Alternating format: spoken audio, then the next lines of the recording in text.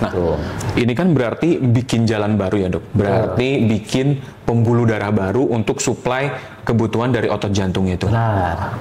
Nah, jalan barunya ini dok, pembuluh darah barunya ini, ngambilnya dari mana sih dok? Penyakit jantung koroner ini adalah penyakit di mana pembuluh darah koroner mengalami penyempitan. Nah, manakala itu terjadi penyempitan, maka fungsi dari pompa jantung akan terganggu otomatis. Nah, solusinya tadi dari yang sudah saya sebutkan. Aorta, aneka obrolan harapan kita. Halo Sobat Jantung, selamat pagi. Kembali lagi bersama kita di Aorta, aneka obrolan harapan kita. Kali ini kita mau ngebahas terkait operasi bypass. Bypass ya, bukan bye-bye gitu. Serem nggak sih operasi jantung itu? Pagi ini kita sudah bersama dengan Dr. Bagus Herlambang. Selamat pagi dok. Pagi dok. Gimana kabarnya dok? Alhamdulillah baik. Lagi sibuk banyak operasi? Ya, seperti biasa kegiatan sehari-hari seperti ini. Kebiasaan operasi, poli, sama visit ya dok ya? Benar.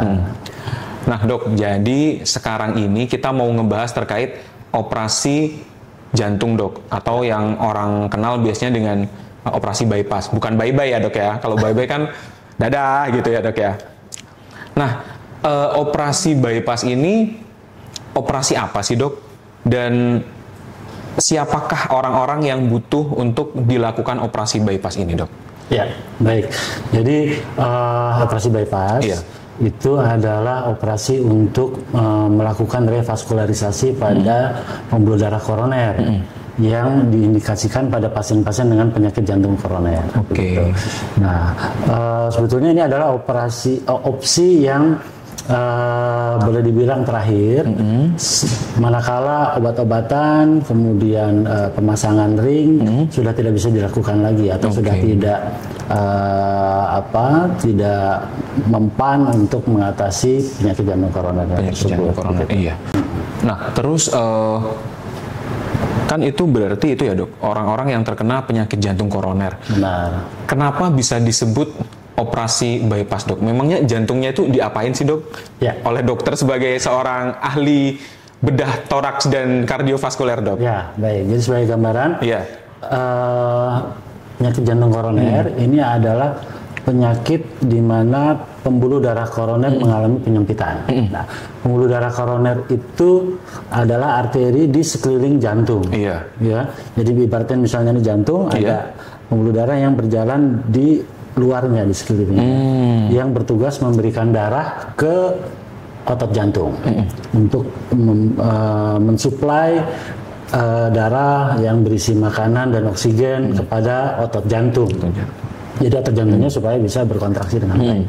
Nah, manakala itu terjadi penyempitan, maka fungsi dari pompa jantung akan terganggu otomatis. Nah, solusinya tadi dari yang sudah saya sebutkan, pertama tentu saja obat dulu, ya, kalau yang ringan tentu saja. Kemudian apabila penyempitannya sudah lebih berat, lebih bermakna dan mengenai satu atau dua pembuluh darah yang masih bisa dipasang ring atau stand, maka itu pasang stand dulu. Nah, ini ibaratnya seperti ada saluran air yang menyempit atau mampet, terus dipasanglah gorong-gorong di dalamnya supaya dia lebar lagi dan alirannya lancar lagi. Nah, manakala kedua hal tersebut sudah tidak bisa dilakukan, ya misalnya penyempitannya di area tertentu, panjang, atau sudah mengenai ketiga-tiganya pembuluh darah koroner, maka barulah opsi terakhir adalah yaitu operasi bypass. Operasi bypass. Kenapa disebut bypass? Karena ini sama seperti jalan bypass atau jalan tol. Jadi ada kemacetan jalan, kita buatkanlah jalan tol atau jalan bypass. Ya, membypass area yang macet tadi. Atau gambaran lebih mudahnya mungkin jalan layang atau flyover begitu. Jadi titik kemacetan dilompatin, ketika mendarat tiba di jalan tujuan di sana sudah lancar. Gitu. Nah, ini kan berarti bikin jalan baru ya dok. Berarti bikin pembuluh darah baru untuk suplai kebutuhan dari otot jantung itu. Nah, jalan barunya ini dok, pembuluh darah barunya ini ngambilnya dari mana sih dok? Nah, itu diambil dari tubuh pasien sendiri. Jadi yang paling sering adalah pembuluh darah yang ada di dinding dada pasien, jadi arteri mamaria interna namanya. Kemudian opsi berikutnya yang paling sering digunakan adalah dari vena atau pembuluh balik yang ada di kaki. Jadi seperti kita lihat ada pembuluh darah ini yang mengalirkan darah kembali menuju jantung. Yang ada di betis, misalnya di area itu, atau sampai ke paha juga bisa diambil. Itu bisa digunakan sebagai tadi ya, pembuluh darah yang dipakai untuk membypass koroner. Kemudian yang lainnya yang cukup sering diambil juga adalah dari arteri radialis. Jadi pembuluh darah nadi yang ada di lengan, di lengan yang non dominan biasanya ya. Jadi kalau biasanya bekerja dengan tangan kanan, maka diambil yang kiri. Kalau seseorang yang kidal, kita ambil dari yang kanan. Tentu saja dengan pemeriksaan tertentu itu bisa dipakai sebagai konduit. Nah, ini kan operasi jantung ya, Dok. Posisinya jantung ada di dalam dada kita, rongga dada kita. Kalau secara prosedur operasi itu gimana, Dok? Apakah perlu jantungnya dibuka atau bagaimana, Dok? Sering pasien juga bertanya apakah jantungnya dikeluarin dulu, kemudian di bypass lalu dikembalikan lagi ke rongga dada. Tidak ya, jadi nggak perlu khawatir, jantung tetap akan ada di dalam dada pasien. Nah, kita akan lakukan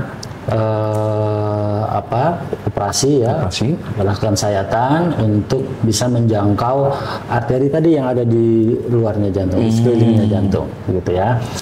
Tentu saja mungkin kalau dibayangkan akan sangat menakutkan, tapi ini sudah lazim dilakukan sayatan, kemudian ketika dada sudah terbuka, kemudian nanti di area yang mengalami penyempitan itu kita pasanglah pembuluh darah baru. Ya, tentu saja setelah mengambil dulu pembuluh darah sebagai konduit yang tadi sudah saya sebutkan, ya, dari dinding dada atau dari kaki atau dari lengan. Nah, biasanya nih, Dok, pasien akan nanya gini, operasinya berapa lama, Dok? Lama nggak, Dok? Gitu. Ya, jadi sebetulnya operasi ini jika dikerjakan di center atau di rumah sakit yang sudah terbiasa mengerjakan dengan tim yang sudah terbiasa mengerjakan, itu nggak lama kok. Paling 3 jam juga sudah selesai. Tentu saja sudah didahului dengan pembiusan dulu. Pembiusan, persiapan, kemudian operasi. Itu pun pengerjaan yang di jantungnya sendiri sih paling hanya 30 sampai 45 menit. Wah, cukup singkat ya, Dok? Ya, yang lama adalah tadi persiapan tadi mulai menyayat kulit, mengambil pembuluh darah sebagai konduit, yang di dada maupun yang di kaki, ya, kemudian persiapan pada jantungnya. Setelah itu dilakukan bypass, kemudian tentu saja kan dada harus ditutup lagi. Ya. Kemudian sumber-sumber perdarahan juga harus dievaluasi, dicek, jangan sampai ada yang berdarah, gitu ya. Jadi setelah itu dicek, ditutup lagi dinding dada, dijahit lagi kulitnya. Lalu baru selesai. Nah, itu gambaran kurang lebih durasi dari operasi bypass ini.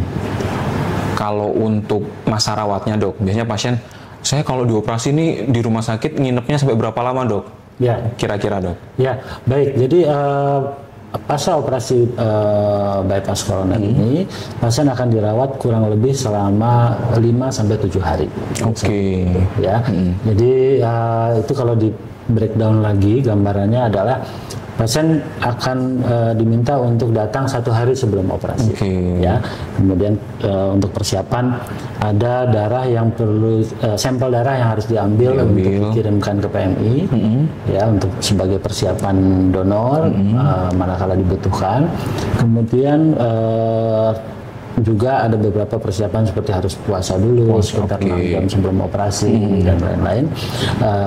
Kemudian keesokan harinya baru dikerjakan operasinya. Lalu pasca operasi yang tadi sekitar 3 sampai 4 jam itu ya, pasien akan dirawat di ICU. Ke ICU. Di ICU, ya. pasien akan dirawat di ICU selama 1 hari biasanya. Satu hari. Sehingga keesokan harinya jika stabil, sudah aman, memenuhi syarat untuk pindah, maka pasien akan pindah ke ruang intermediate atau HCU barangkali di berbagai rumah sakit. Nah, kemudian di sana juga kurang lebih 1 hari. Ada setelah operasi itu kita juga memasang selang untuk mengalirkan rembesan darah. Ya. Nah, jika itu sudah memenuhi syarat untuk dilepas, di ruang intermediate itu selang tadi akan dilepas. Dan setelah sudah nggak ada lagi selang-selang seperti tadi, maka pasien bisa pindah ke ruang rawat biasa. Nah, di ruang rawat biasa sekitar 2-3 hari, kemudian pasien bisa pulang ke rumah. Gitu. Cepet banget ya, Dok? Ya, nggak lama kok. Kalau pemulihannya gimana, Dok? Kira-kira? Ya, nah pemulihan pasca operasi itu tadi pada saat di rumah sakit, ya. Jadi pasien itu yang betul-betul diminta untuk bed rest total ya, itu hanya di ICU dan HCU itu, ya, atau intermediate tadi. Setelah pindah ke ruang rawat biasa, pasien sudah boleh belajar berdiri, ya, tentu duduk dulu ya, duduk, berdiri, kemudian jalan pelan-pelan ke kamar mandi misalnya ya.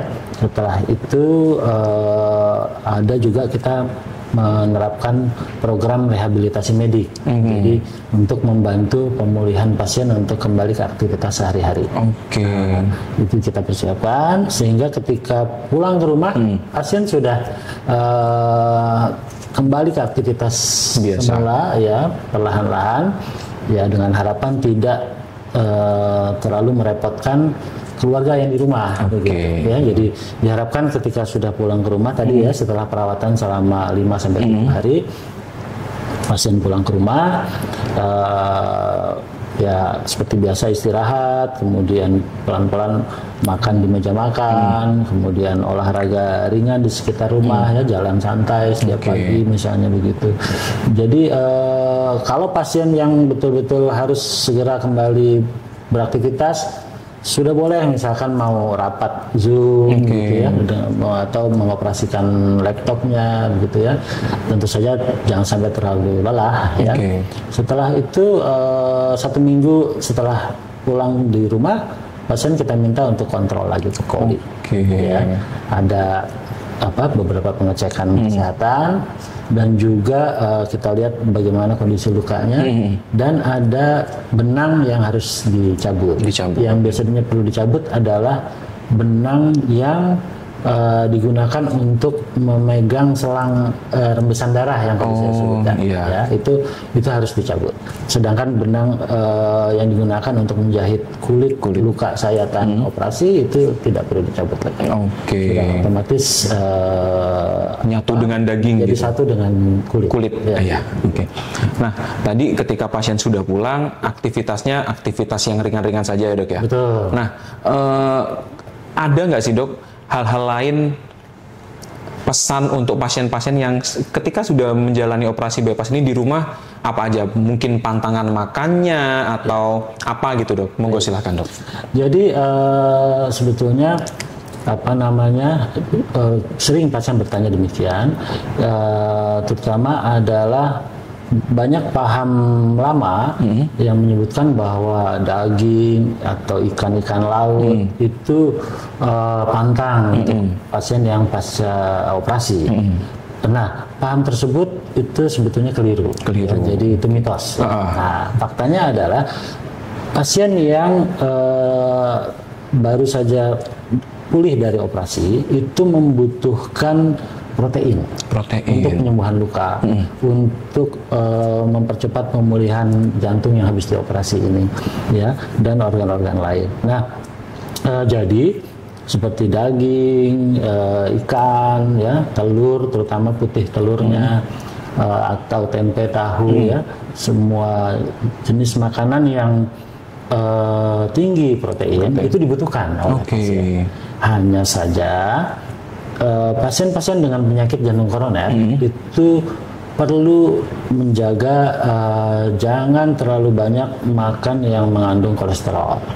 Nah, jadi tinggal bagaimana mengolahnya saja. Ya, jadi saya selalu sarankan kepada pasien kalau ingin makan daging, ikan, ayam atau telur boleh, tetapi jangan misalnya dimasak jadi gulai. Oke. Atau rendang. Gitu ya. Padahal itu yang enak ya dok. Betul sih.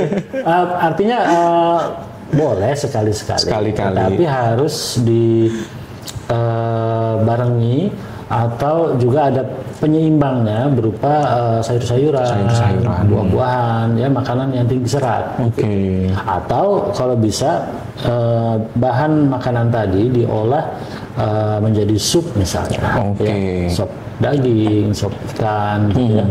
Kalau telur, putih telurnya misalnya itu diperbanyak karena kuning telur itu tinggi kolesterol. Ya, kemudian yang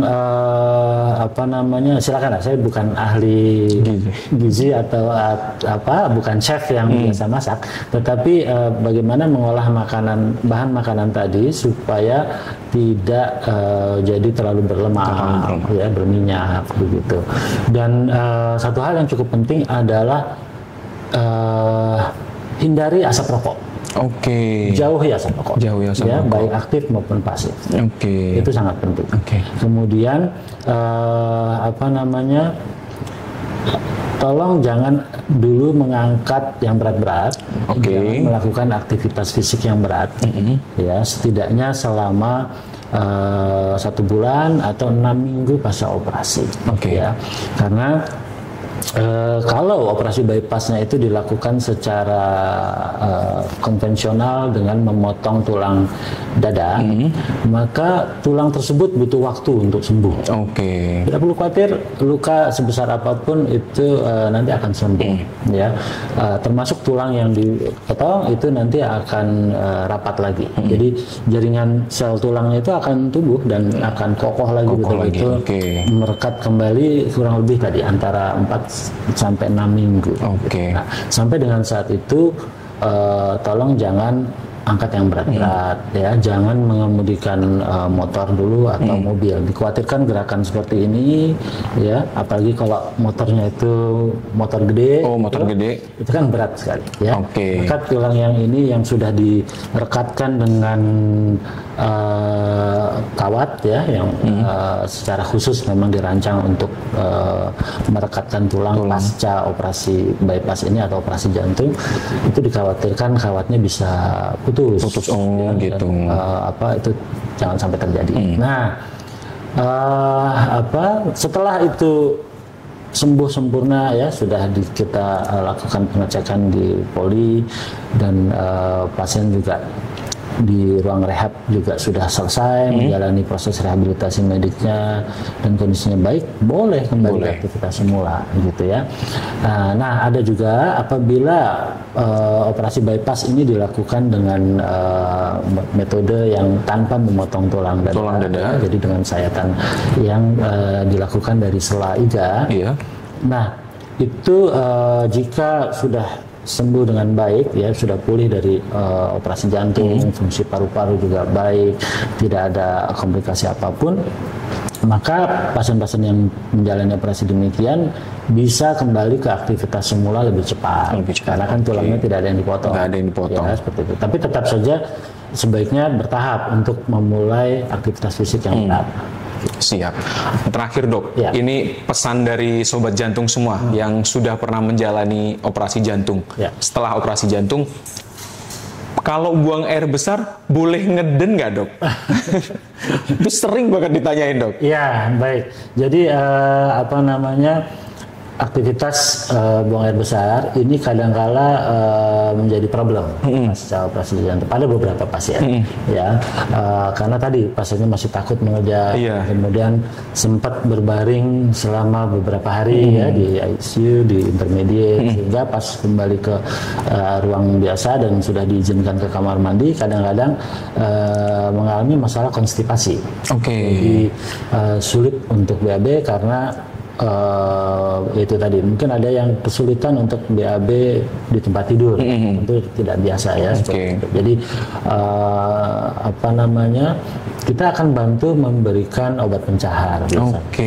mempermudah itu ya, karena aktivitas pengerjaan atau batuk yang terlalu kuat itu dikhawatirkan bisa mengganggu fungsi kardiovaskular ya, masa operasi.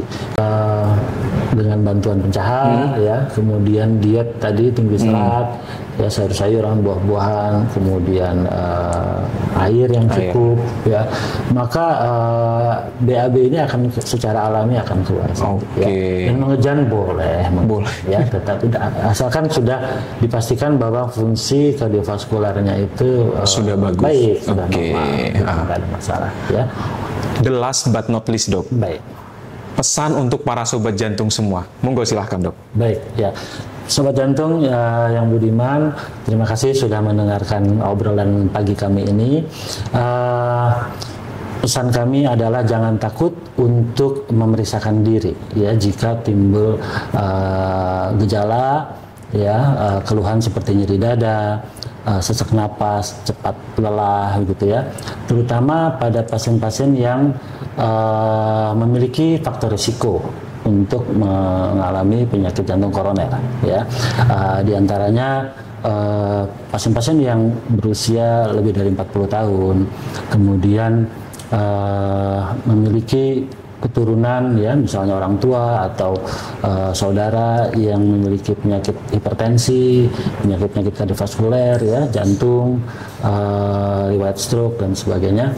Jika ada keluhan nyeri dada, sesak napas, segeralah melakukan medical check up. Nah, dan jika sudah ketahuan memang ada penyakit jantung koroner, maka jangan takut untuk berkonsultasi dengan dokter jantung agar bisa mendapatkan penanganan yang tepat gitu ya.